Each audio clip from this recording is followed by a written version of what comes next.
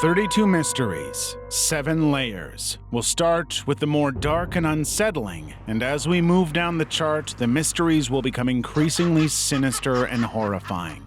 Let's start at the tip of the iceberg. Level 1. Paranoia.com. Paranoia.com was a free speech website created by Kevin TX in 1994, just as the World Wide Web first became available to the public. It was a widely popular site with a bizarre range of topics, from things like the Simpsons cartoon to the Star Trek-themed drinking game. But like any site that hosts free speech, it also attracted the dark side of the internet. Illicit topics like cannibalism, suicide assistance, prostitution, pedophilia, and pornography were wildly popular on the site. It was taken down in 1999, but by 2000, the URL was owned by a German company and directed users to a French page. Today, this controversial website redirects users to the Disney website. No one could figure out why the supposedly family-oriented company would touch such a controversial site with a 10-inch pole. Some said Disney bought the domain because of its infamy and to get more hits on their site.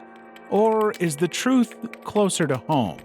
It turns out that in 2000, there was a short-lived Fox Family game show called Paranoia. It even had its own website, you guessed it, Paranoia.com. So when Disney acquired Fox Family in 2001, all of the web domains associated with Fox Family, including that one, could have been transferred to Disney. Mystery solved? Disney isn't talking, so only time will tell. I'm seeing gnomes. For some, gnomes are small garden ornaments that chill out in the outdoors. But for others, gnomes are mischievous tiny beings, and many people have tried to capture photos of them in action. In 2010, one man posted a video of gnomes on his property on his YouTube channel, I'm Seeing Gnomes. In one 6-minute video, he made a video of his backyard showing the alleged gnomes hiding. In another video, he showed foot tracks that belonged to the gnomes. He also left his digital camera running near the window at night to capture audio from the gnomes talking outside. I'm Seeing Gnomes didn't stop at videos. He had a blog where he kept records of things that the gnomes were up to. Then, on May 13, 2010, he made his last and final blog post. The post was eerily titled, The Next Step. Since then, not one pip on either his YouTube channel or blog. Did the gnomes cart him off for sharing their secret, or has he simply moved on? No one knows his identity, so it's impossible to check. 14 years on, and this mystery still remains unsolved. The empty apartment complex. In October 2021, a lawyer from Atlanta, Georgia called Cody took to his TikTok, @LCody, to post about some very bizarre things going on, or not going on in his building. I've been thinking something sketchy's been going on in my apartment complex for some while now because they say the building's full, but I never see anyone here. And it started after a Chinese restaurant placed takeout menus on each front door. 3 days later, Cody noticed that all the flyers were still hanging exactly as they had been, like no one was entering or leaving the apartment. Yet the building's management assured Cody that all the units were occupied.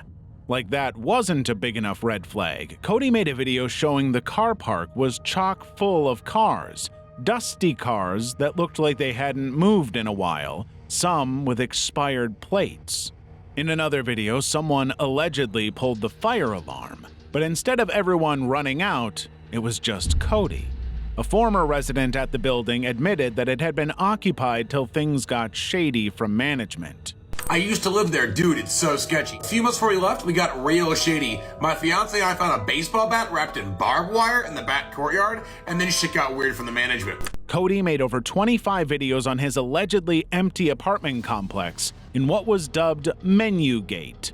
One day he spotted someone, but their reaction was far from convincing. Wait. Is that another person? Come back. I have questions.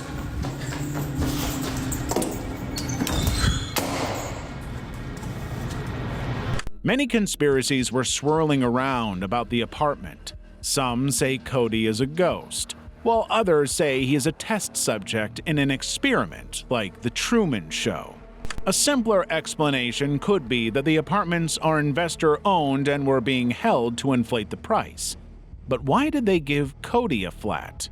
2 years later, Cody was still sharing videos, but something had changed. He had seen a handful of different people in the apartment, yet never the same person twice.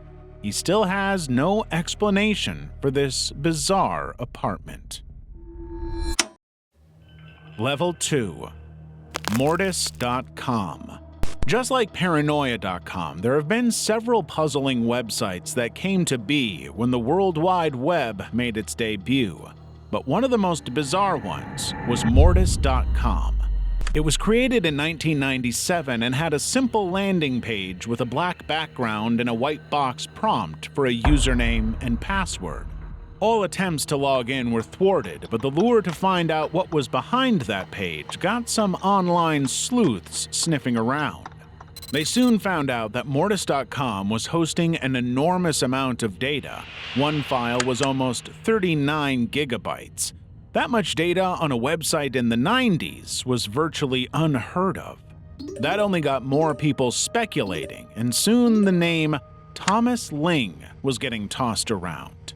Many 4chan and Reddit users concluded that he had registered the site, but there were 24 other sites linked to the same name. A search for the elusive Thomas Ling led to a closed dentistry in San Francisco, an unowned empty plot of land in Sydney, Australia, empty warehouses, phone numbers that rang and were never picked up. There are several conspiracies about Mortis.com. A man claiming to be Thomas Ling in Australia claimed that the site was used to keep his wedding photos. But storing wedding photos on a site with the Latin name for death just didn't add up. Another theory is that the site might have been hosting a type of bootleg Netflix. It does explain why the files were so huge.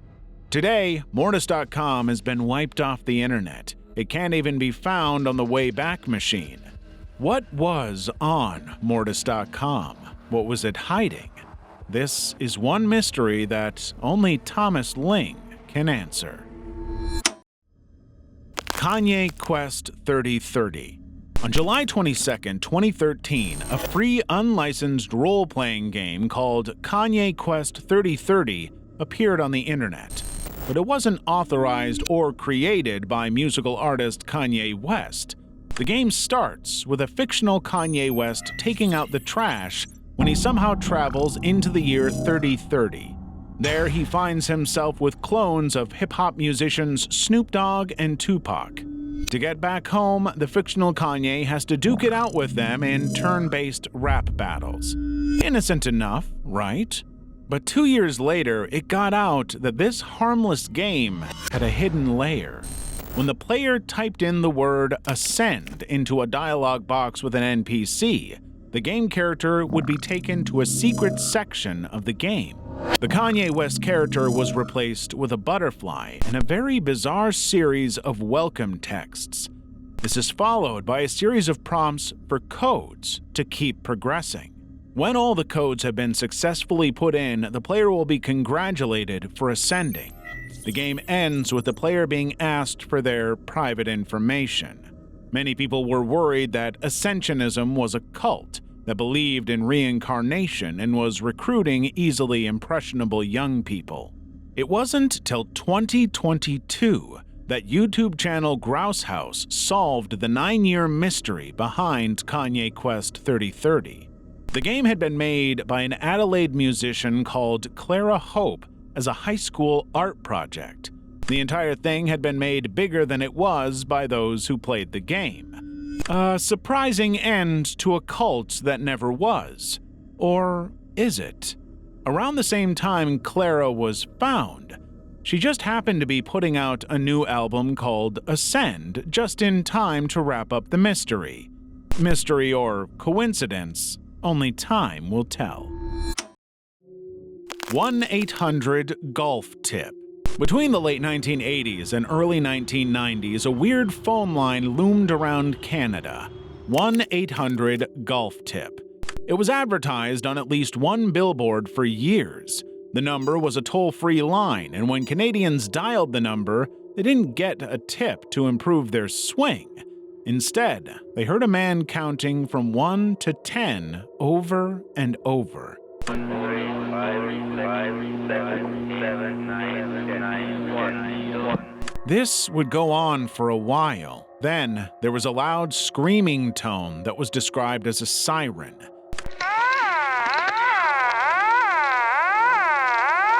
It was weird enough that soon everyone that heard about it was dialing in. After a few years, the number stopped going, but the mystery remained. There were rumors about social experiments, companies gathering phone numbers for telemarketing, and even a marketing rollout. But nothing solid came up till it got out that 1-800-GOLF-TIP had appeared in magazines in the US as a hotline for amateur golfers to get advice from professional golfers. It was part of a publicity stunt by the Professional Golfers Association of America, PGA, in preparation for the December 3rd and 4th, 1994 events of the PGA Golf Tour. If the PGA had the big bucks to splurge on a phone line for one weekend, they had the money to put up billboards around. After that, a company called Mayfair Communications got the number, and what they did with 1-800-GOLF-TIP was truly bizarre. In the United States, the number directs you to an adult hotline, and it has stayed that way to this day. Level 3. Lake City Quiet Pills. On July 17, 2009, a new Reddit user called 2to6 announced that Milo, an anonymous active Reddit user who went by the name Religion of Peace, had passed at 79. While Religion of Peace was known for moderating subreddits that posted photos of barely legal girls, he also directed other Reddit users to put up similar pictures on a website called LakeCityQuietPills.com. So imagine when they found out that the person posting about Religion of Peace's death, user 2to6, also had an email address with LakeCityQuietPills.com. 2to6 also had an account on an online forum called FARC. His username was Angel2to6, and the tagline read, "Dispensing Lake City Quiet Pills to lousy bastards in need of permanent rest since 1968. Most of his posts were about guns, and they all ended with the same tagline. LakeCityQuietPills.com was looking less like a site for soft porn. A closer look at the website's code showed secret messages dating back years, and all the messages read like job listings for potential assassins. Rumors swirled around that the site was a way to hire hitmen. And the speculation didn't stop there. There was also the bizarre name for what was supposed to be a porn site, Lake City Quiet Pills. Redditors soon found a government-owned ammunition plant called Lake City Army Ammunition Plant in Missouri. Could the site have been named after the ammunition plant, and Quiet Pills be a nickname for bullets? All this was largely speculation until there was a murder. In January 2010, a controversial figure called Mohammed al-Mabhouh died in Dubai. On the outside, it looked like he had died from natural causes. His door was even locked from the inside. But al-Mabhouh was the chief of logistics and weapons procurement for Hamas, and his autopsy would show he had been injected with a paralyzing agent, electrocuted, and suffocated with a pillow. By the time Dubai officials got around to cameras, they found it was a meticulously planned assassination arranged by at least 18 suspects with fake passports from the UK, Ireland, Australia, France, and Germany. So, what does al-Mabhouh's death have to do with Lake City Quiet Pills? 1 week before the assassination, Angel2to6 sent a hidden message on the website's code, inviting people to a birthday celebration for Religion of Peace, who had died a whole year earlier. The message also had bizarre instructions, like telling them to use travel names, no IDs, and phones not being secure. The party was going to start at 3 p.m., the same time the Mahmoud al-Mabhouh would touch down in Dubai, without his security team and under a fake name. In the days that followed, the hotel's camera captured al-Mabhouh followed by over a dozen men and women in disguise. On January 19, 2010, al-Mabhouh returned to his room after shopping. There, he was murdered by the assassins who had broken into his room and tucked him into bed. Then they left the room and were out of Dubai before his body was ever discovered.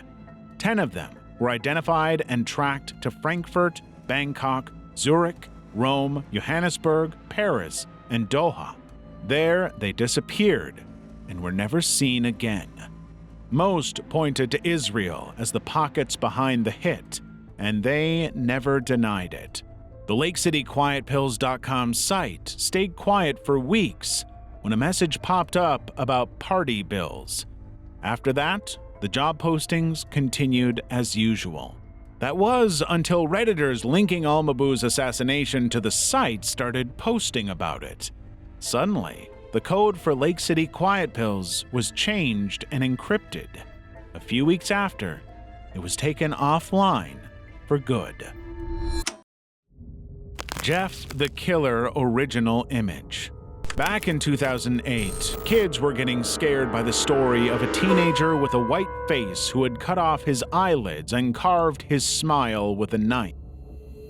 His name was Jeff the Killer, and he was an infamous creepypasta character famous for saying, "Go to sleep," right before killing his victims. A YouTuber named Sisur made a video about the Jeff's backstory. His face was white because acid splashed on his face. He killed his brother. But while the story was all over the place, the jump scare was the image. Nobody knows where the original photo came from. A Newgrounds user claimed the photo was an actual picture of him, but many anonymous 4chan users would oust it as a lie. Later on, 2 photoshops were traced to a Japanese site back in 2005, but it was a bust. Then the story got out that the picture was a photoshopped image of an obese girl called Katie Robinson, who ended her life because of online bullying. But years later, it turned out that the story was made up. The girl's name was not Katie Robinson, and she was also very much alive.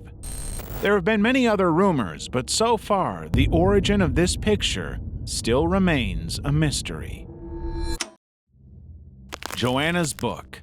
On April 20th, 2019, a 750-page old travel book called Around the World in 2,000 Pictures surfaced on Reddit. It had been bought by a Redditor called Sen Junkie Einstein at a junk shop in South Carolina, USA. Why did he post a travel book on Reddit? Well, this wasn't like any travel book he'd seen before. On 50 of those pages, there seemed to be a puzzle made up of a mashup of sketches, cryptic codes, coordinates, diagrams, sketches, and codes, written in both pencil and pen, some in English, others in Cherokee. A map right inside the front cover draws a line from the Murphy Pyramid to the summit of Joanna Bald in North Carolina and is labeled 50 Joanna, hence the name. They worked out that some of the symbols were from Freemasons while others were occult. There wasn't much else to make out of it. A year later, another Redditor found a flyer to a website called crossfiregambit.com. This website contained a list of the terms found in the book, all arranged and color-coded like a deck of cards. To add to the mystery, the website had been made long before the original Reddit post had been made. Then, another bizarre connection was revealed. The same day the original Reddit post had been made, a YouTube channel named Ricky McChristen was opened. The channel had videos referencing locations that were scribbled in the book, as well as the Crossfire Gambit keywords. It even had playing cards scribbled with the coordinates. Another website that was linked to this puzzle was medicinedown.com. The website had a black and white picture of the Murphy Pyramid in North Carolina. But in this picture, 11 of the keywords were embedded in the pyramid. keywords that were also in the 50 Joanna. While online sleuths soon found out that the coordinates led to several locations in Georgia, North Carolina, Tennessee, South Carolina, Alabama, Texas, and the United Kingdom, there hasn't been much else to go on. Both websites are now down. To this day, nobody has worked out what any of it means. One thing that's for sure is that I'd appreciate you subscribing and liking this video. Let's keep going. Chris Chan. Chris Chan, aka Christian Weston Chandler, just might be one of the most documented persons on the internet. On the outside, nothing about their life seems that fascinating, but once you look closer, you realize exactly how they earned their place in internet history. But it didn't start out that way. Chris's first grab at internet fame was back in 1994 when they were 12.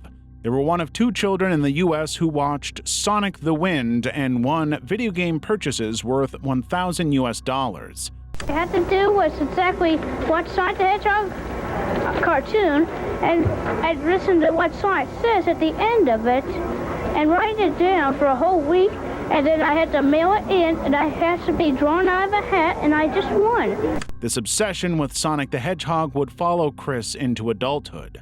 They created Sonichu, a poorly drawn derivative of Sonic the Hedgehog.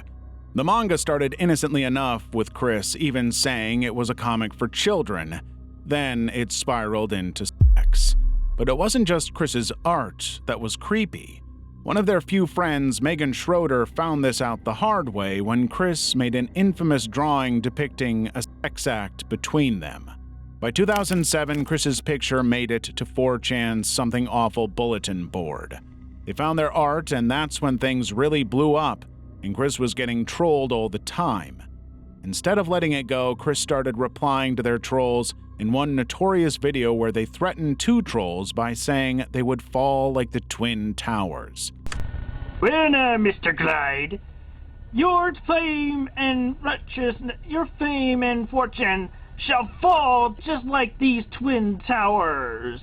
One of the craziest things to happen was when Chris got duped by a 13-year-old into making a live stream where they cut off his Sonichu necklace and stuffed it into his anus.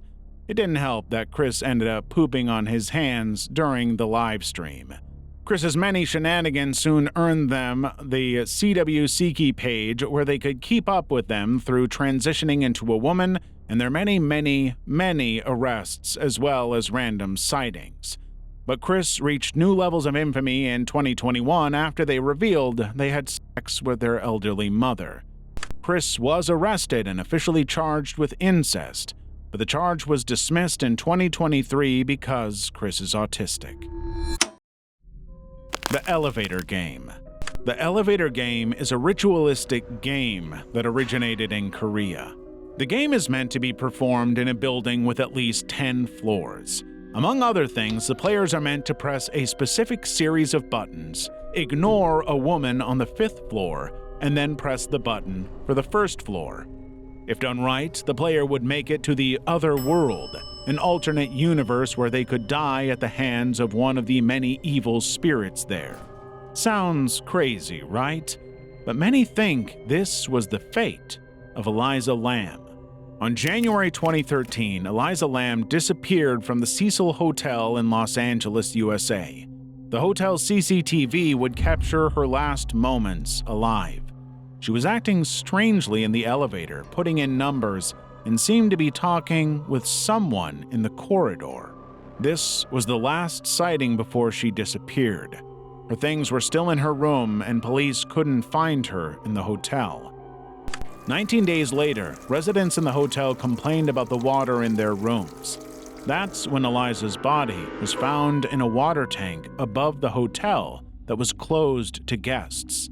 Some say she was killed by the Night Stalker, Ricardo Ramirez, a serial killer that often stayed at the Cecil Hotel. Others say she was just one of the many victims at the hotel. Or did Eliza play the elevator game and lose? There's no way to tell what happened to Eliza, and the walls of the Cecil Hotel aren't talking either. I Am God 4chan. In 2014, an anonymous 4chan user called PC posted about the unsettling events their friend experienced after downloading a virus. He would leave his TV and lights on and return to find them off, and it all started after he got a virus on his computer. His friend had found corrupt images and text tiles in his download folder that he had never knowingly downloaded. Other users on 4chan put the corrupt images together and assembled them. It would form what looked like a red demonic face. But that wasn't all. At the top of the picture, there was a hidden message that was worked out to mean, I am God. Like that wasn't weird enough, there were multiple video recordings about the paranormal activity he was experiencing. In one of the videos, there was a red blob in the house floating towards his kitchen. While some thought the whole thing was made up, others thought he was haunted, especially when other people who downloaded the picture complained about their systems acting up and paranormal activities. By then, the original poster had stopped responding. The thread is now dead, and no one really knows what happened to his or the haunted PC. Seattle Zombie Woman. In March 2021, a video surfaced on TikTok of an injured woman limping down the street crying for help. It looked like a zombie hoax or an extra from The Walking Dead out for a laugh, till the Seattle police appeared on the scene and the woman continued to scream. I don't know exactly. She had a ghostly, pale face and was holding something bloody. The officers were trying to calm her, but she continued to act erratically and speak gibberish. At one point, she mentioned a baby. This had people wondering if the bloody object in her hand could be a baby's head. The shocking video went viral. People were coming up with their theories on what had happened, from a brutal attack by her ex-boyfriend and his dog to severe mental illness. The Seattle Police Department also stayed hush about the whole incident.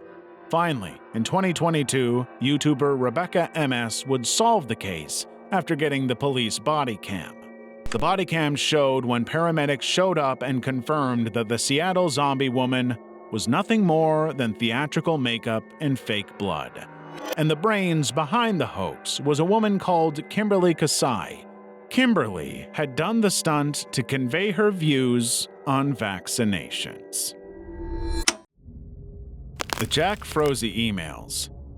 In November 2011, several friends and family of Jack Froese received emails from him. That, in and of itself, would not have been alarming, except that Jack was dead. He had been dead for 5 months, leaving behind 2 kids that were barely 5.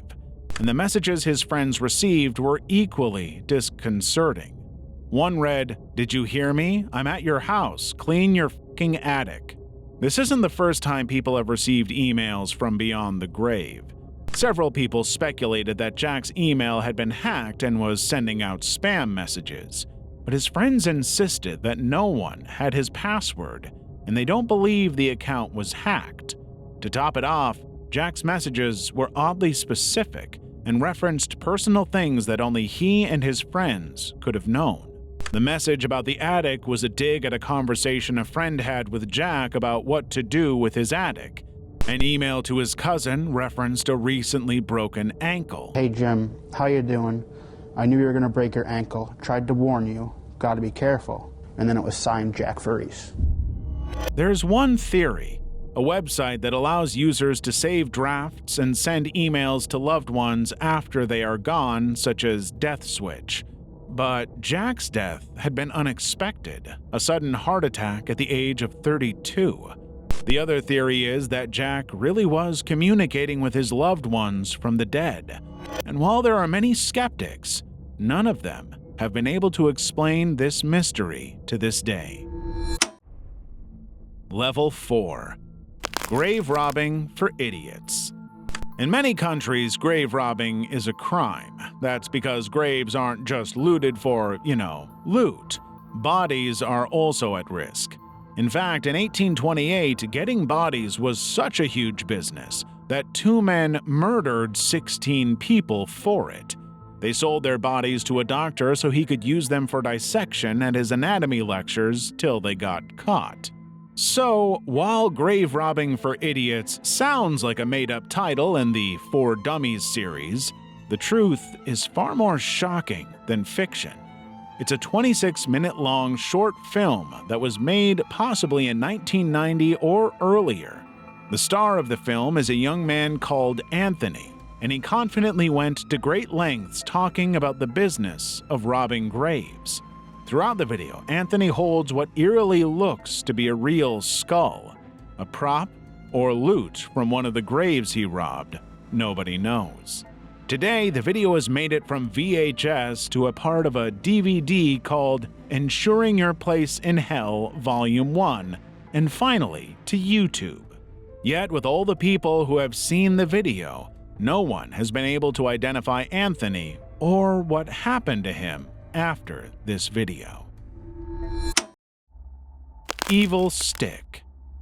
In 2014, there was a $1 toy sweeping the US. It was a brightly colored wand that, with a flower at the top with a picture in the middle. The battery-operated toy had a button on the handle, and when it was pressed, it was supposed to make beautiful music. One woman in Ohio got the toy for her 2-year-old daughter. When she opened the package and pressed the button on the wand, it let out a maniacal laugh. That wasn't the worst part. The foil on the wand was hiding a truly horrifying image. A really creepy girl with red, glowing, distorted eyes and a large knife slicing open her wrists. That was when she noticed the name on the package. It was called Evil Stick. The story went viral and many stormed to the dollar store to find out if the Evil Stick was real. Turns out it was, and it wasn't. There seemed to be many different types of evil sticks, all coming with different images, from anime characters to cyborgs and even zombies. Several attempts were made to find out where it came from, and while the barcode said China, there wasn't much else to go on. Not even the name of the company that had made it, and the store's owner wasn't very helpful. The image was traced to a French photographer called Butcher Ludwig who had a thing for gore, but he said the picture was used without his permission. With nothing else to go on, the search died down and the evil sticks have gradually disappeared from the US market.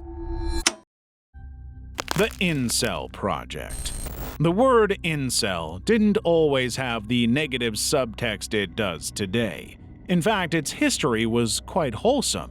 In 1997, Alana, a lonely Canadian woman, started a website for people struggling to form loving relationships. It was called Alana's Involuntary Celibacy Project, a supportive community where both men and women could talk about loneliness. People met from the site, and one couple even got married. Involuntary celibate was later abbreviated to InvCel and later to Incel. Between 2008 and 2012, psychologists, sociologists, and incels got together to make a documentary series called The Incel Project. It covered discussions on mental health, the stigma of inceldom, and life as an incel, all in a positive light. The plan was to assemble it into a condensed final cut documentary, but that was not to be. By 2014, the incel community wasn't a wholesome community anymore. It was now filled with the type of people who would call Elliot Rodger a hero. Elliot was a 22-year-old who got so frustrated with his virginity that he wrote a 141-page manifesto blaming women for not sleeping with him. I will slaughter every single spoiled, stuck-up blonde. He then went on a shooting spree before turning the gun on himself. The documentary was canceled, and today, only the partial interviews of the 12 episodes remain. The rest have not been seen since. U/Flippin' Datura, also known as Jimson weed, is one of the deadliest plants out there. Yet, some people use it as a recreational drug to cause hallucinations. One of those people was a Redditor called Flippin' Flop. On April 17, 2017, Flippin' Flop appeared on Reddit and announced he had gotten some datura on a subreddit about drugs. He wanted to know how much he needed to take. This was his very first post on Reddit. Within minutes, the comment section was flooded with people warning him to take none of it. Many even recounted their experience with datura. Flippin' Flop was not deterred. Not long after, he announced he had crushed over a dozen datura seeds to drink as tea while smoking leaves from the same plant.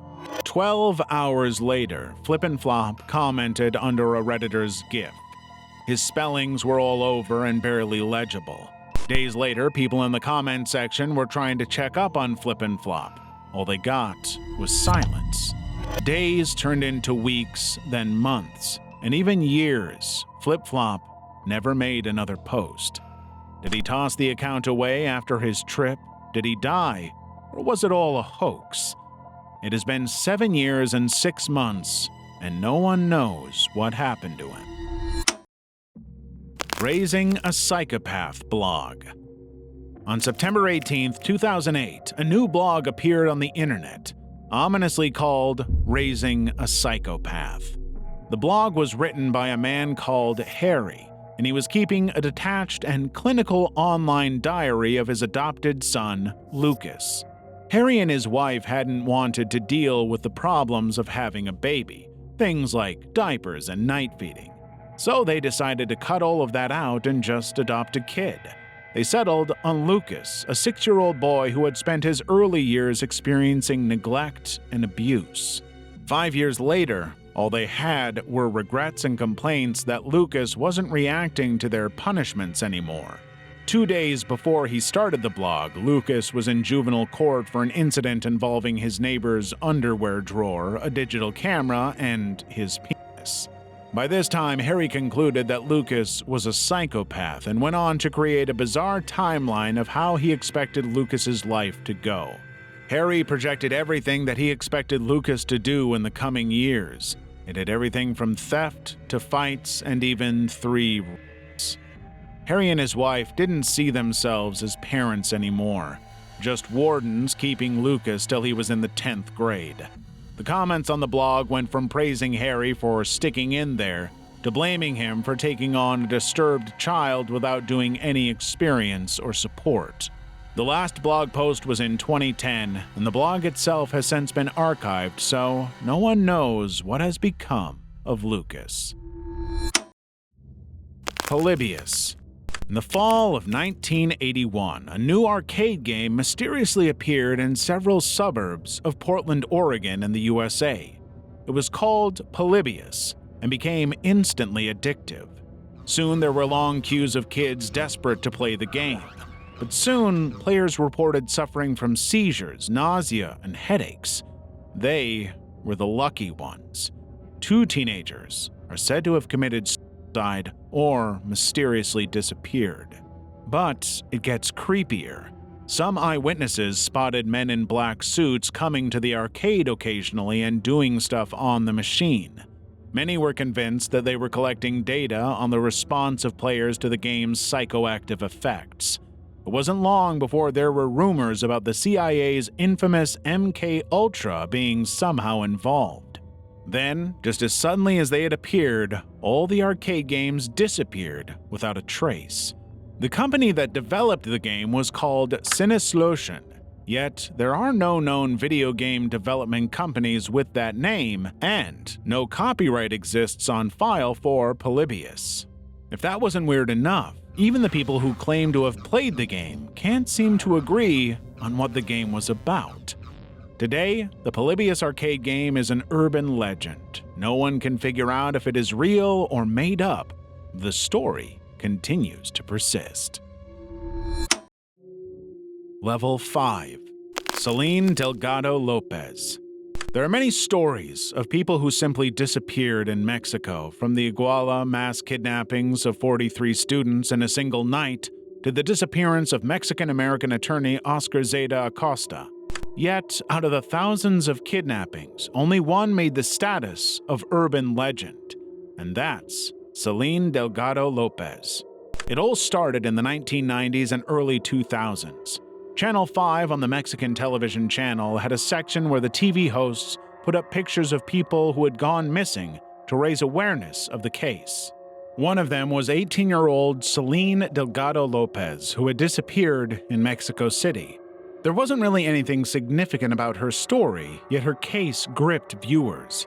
Many claimed when her picture appeared on the screen, the TV would freeze before cutting to static.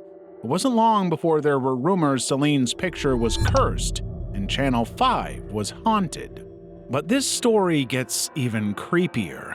Several people dug into her story and found out that there was no public record of Celine's disappearance. This idea took a deeper hold after they found the police sketch of the infamous Baton Rouge Slayer, Derek Todd Lee.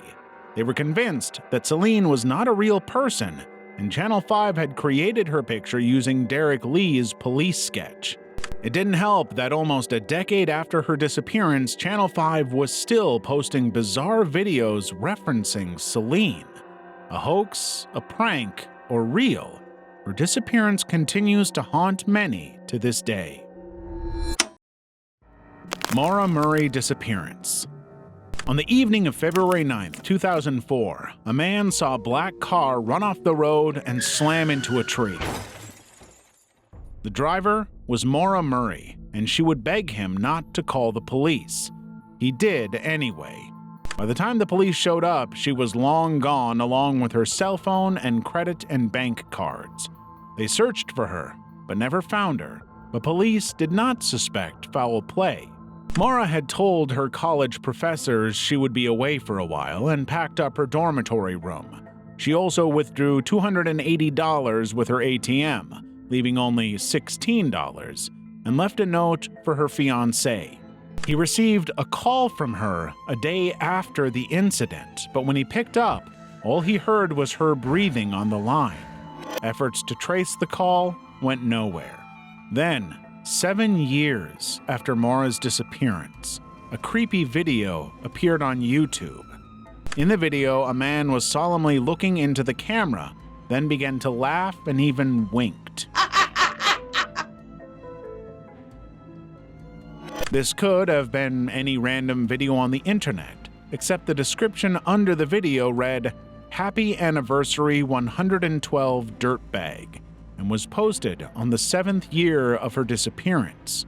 112 Dirtbag was suspected to be a dig at Maura's father, who had called whoever took her a dirtbag. The police were able to root out the man behind the video, a Massachusetts man called Jeffrey Alden Olson. But apart from the video, the police were never able to find anything that connected him to Maura's disappearance. In 19 years, Maura never used her credit and debit cards. What happened to her on that lonely road? Did she leave, or did something more sinister happen? There are still no answers. Persistent trip datura. Earlier in the Iceberg, we talked about the datura plant.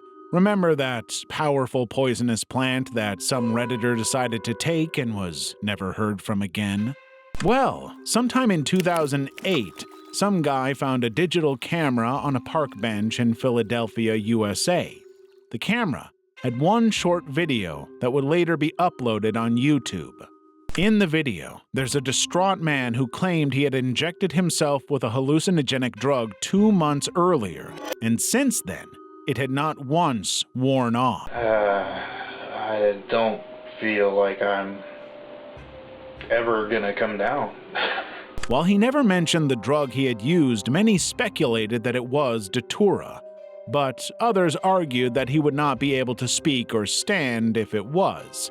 He also mentioned boiling roots, when it's usually datura seeds that are I taken. think I boiled the roots right.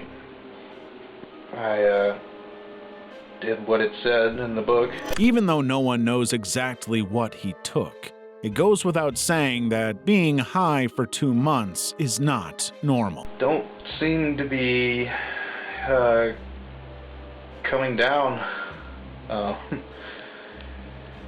It's been about 2 months, Some have said that though he had thought he had been high for 2 months, it could have been a couple of hours or minutes.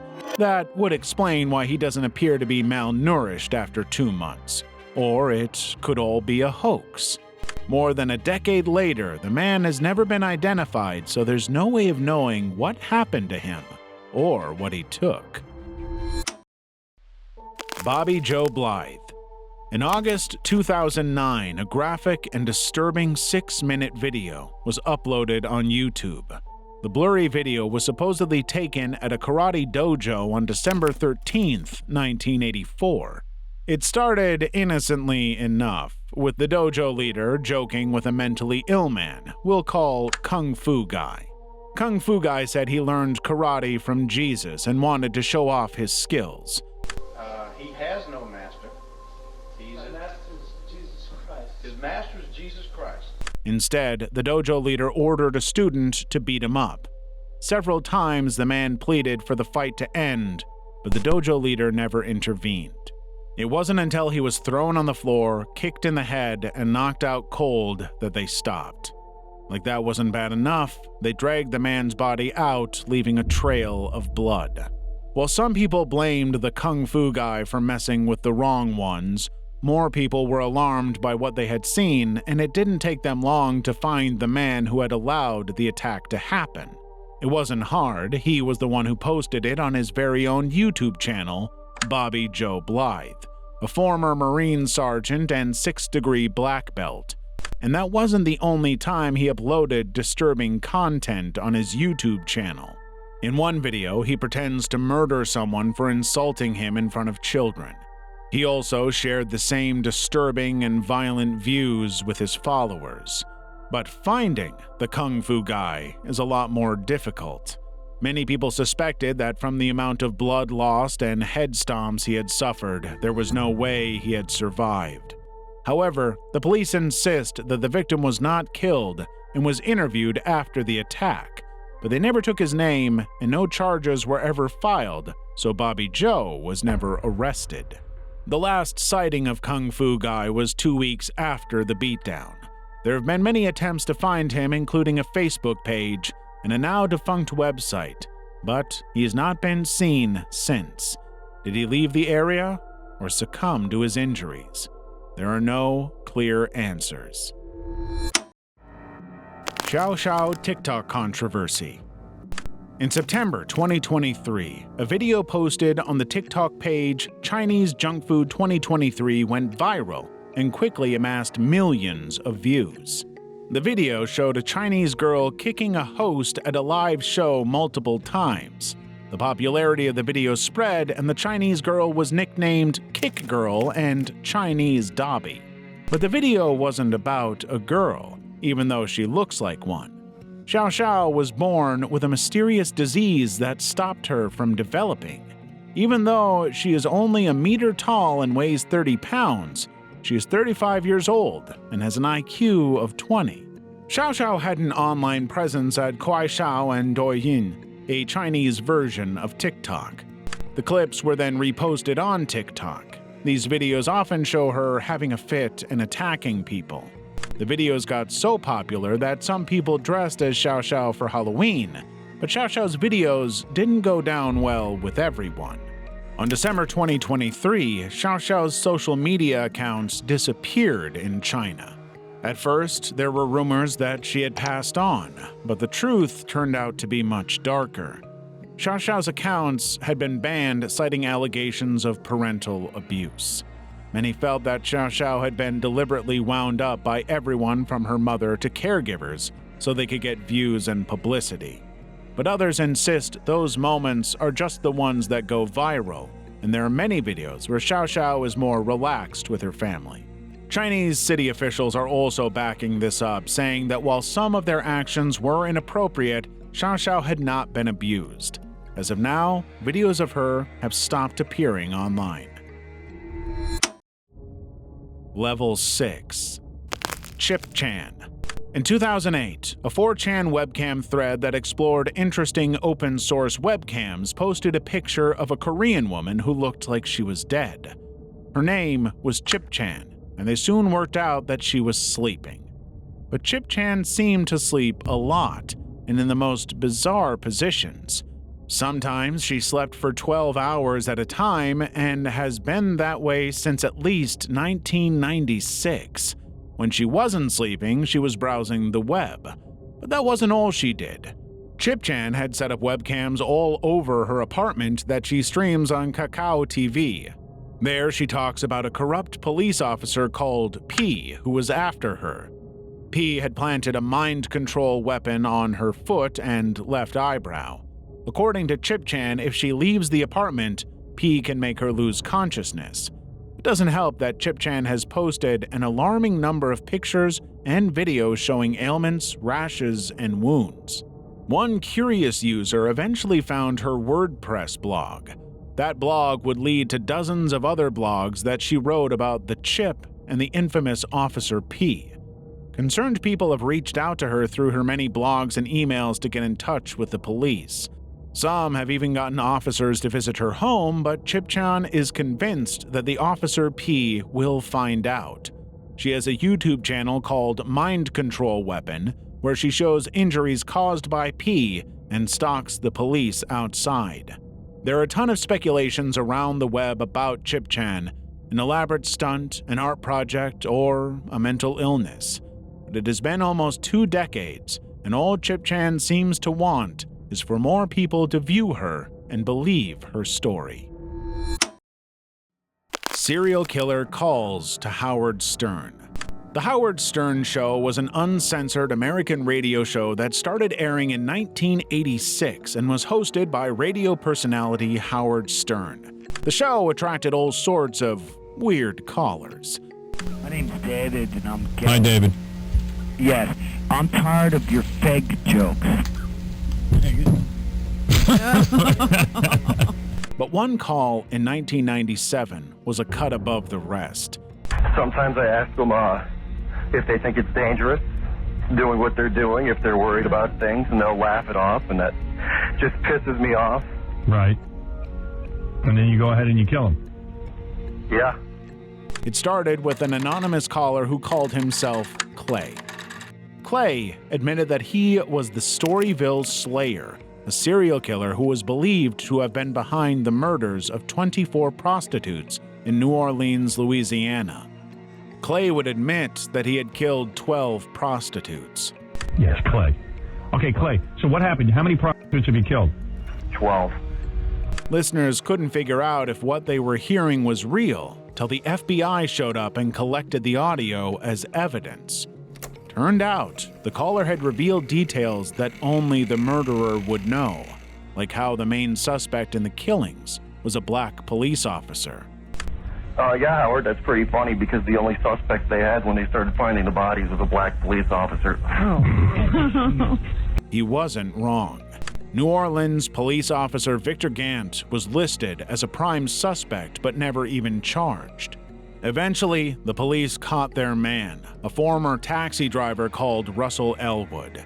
He was charged with the murder of 2 women, Cheryl Lewis and Dolores Mack, but the police believed he had murdered several other women, but was only found guilty of one of those murders. But was Russell Elwood the serial killer who called into the radio station? Others aren't so sure. For one, Elwood was behind bars for buying cocaine from an undercover officer when the call happened. Did Clay make it all up, or did a serial killer get away with murder? That's one question nobody has been able to answer. Ori Chef. In 2018, a 4chan user posted about a bizarre Facebook page owned by a Philippine woman called Ori Chef. It started with the weird comment that translated to mean that she wanted to get cremated first before her husband, and that she had a friend named Susan who was single.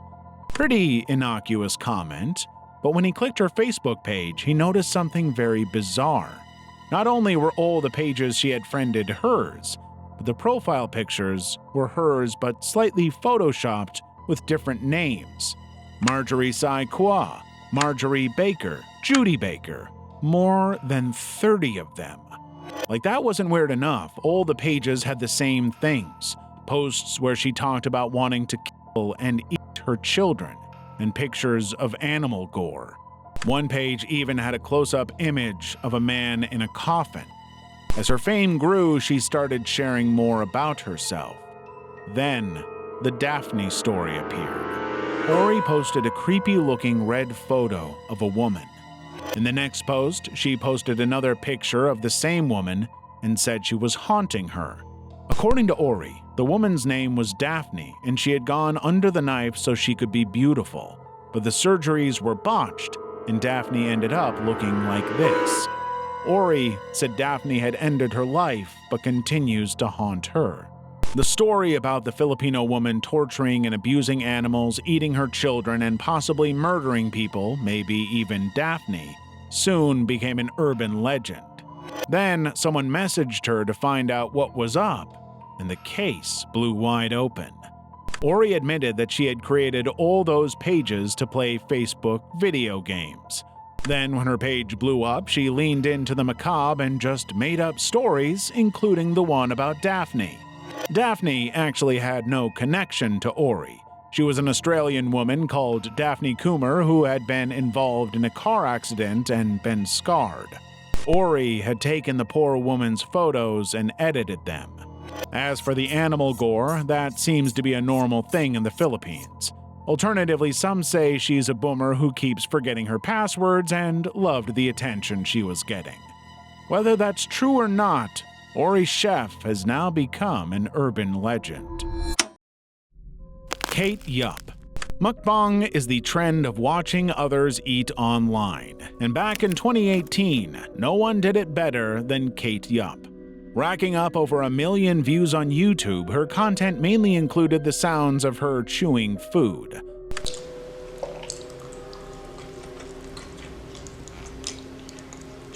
But that was all that was known about Kate. She never showed her face, and though many people have speculated that she might live in Belgium or France, no one really knows. She also doesn't speak much in her videos.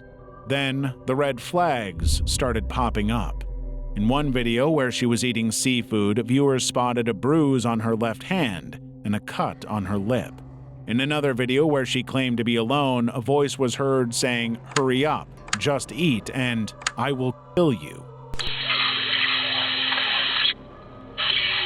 In another video, an arm was bandaged. That wasn't all. In 2 videos, viewers noticed that random letters had been capitalized. One read SOS and the other help. In another video, viewers even claimed she had spelled SOS in Morse code. After any of these accusations cropped up, Kate would deny them. She even included the denials in her captions. On November 10, 2019, she posted a video where she was again eating seafood. Kate would lose 2 teeth during that, one after eating scallops and another after biting on a crab's limb. But Kate didn't stop eating, just spat them out and continued. The video was later deleted, then Kate went silent for 3 long years. During that time, they tried to connect her with several missing people, including a Polish UFC fighter called Joanna Jędrzejczyk. In 2023, she started to post again, this time doing weird things like stepping on her food and cooking with pounds of butter. While some insist that she is not the same person as before, others are convinced that it has all been a deliberate plan to keep people watching. It doesn't help that an OnlyFans account with the same name and profile picture was uncovered. But with no face and no real name, this is one internet mystery that might never be solved. Jimmy's Wish YouTube channel. In 2015, James Ryan, an American living in Japan, was desperately trying to expose what Japanese military doctors had done to his son, Jimmy. He wrote open letters to several political figures, set up a YouTube channel, a change.org page, and a Facebook page, among others. According to James, Jimmy had been a healthy, thriving boy up until 2007 when he was 11. Then he was taken to the hospital for a seasonal cold. After 2 days, there were no signs of an illness, but instead of being discharged, 2 Japanese military doctors had suffocated the boy with a plastic bag and strangled him with a string. The child ended up in a vegetative state and had to be kept alive with a life support machine. His eyes were also stuck open and had to be taped shut. James insisted that his son had been targeted because he had exposed fraud in 2 Japanese institutions. He would put up documents connected to the company fraud and cover up on a website. Many people didn't buy James's story. He never really put out any evidence. In the video, he also made bizarre montages that included Unit 731 and Auschwitz. He also sounded very detached. They looked into him and found out James was linked to crazy scientific theories like immortality. So the technology is here. Immortality technology is here. I'm not joking. One of his businesses involved selling pills that were supposed to protect people in Japan from the effects of radiation, something that leading scientists had condemned. He was also the CEO of a company called Elpis Arimo and another company called Omgenium. The co-founders of both companies are actors and politicians who have nothing to do with the company.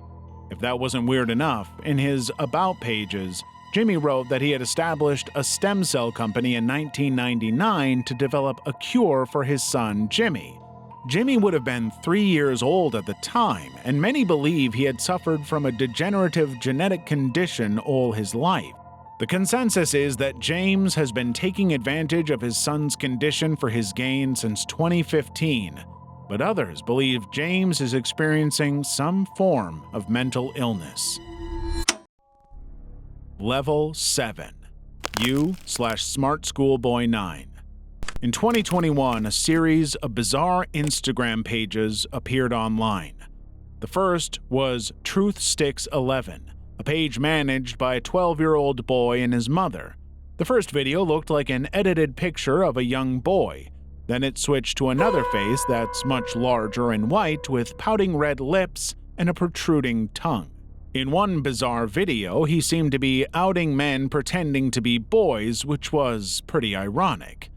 So, that's the account run by a man pretending to be a boy.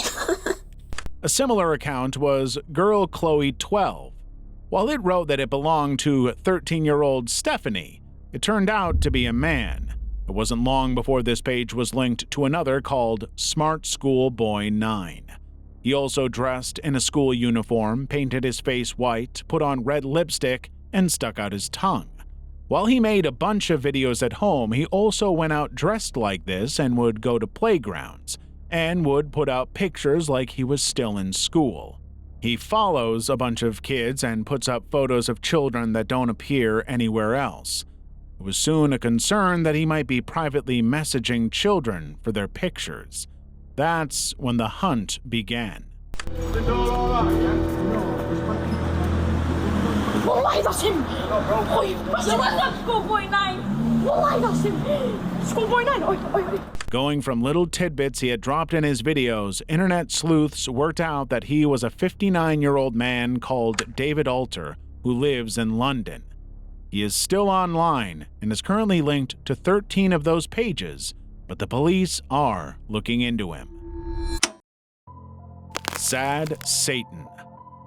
In 2015, a game that was described as the scariest game the internet had ever seen appeared on the internet, had been found on the dark web. It was called Sad Satan and gained notoriety after it was featured on a YouTube channel called Obscure Horror Corner. In the game, the player has a first-person view as they walk down a maze-like corridor. There are no goals or wins in the game, just a bunch of characters that look like children standing around.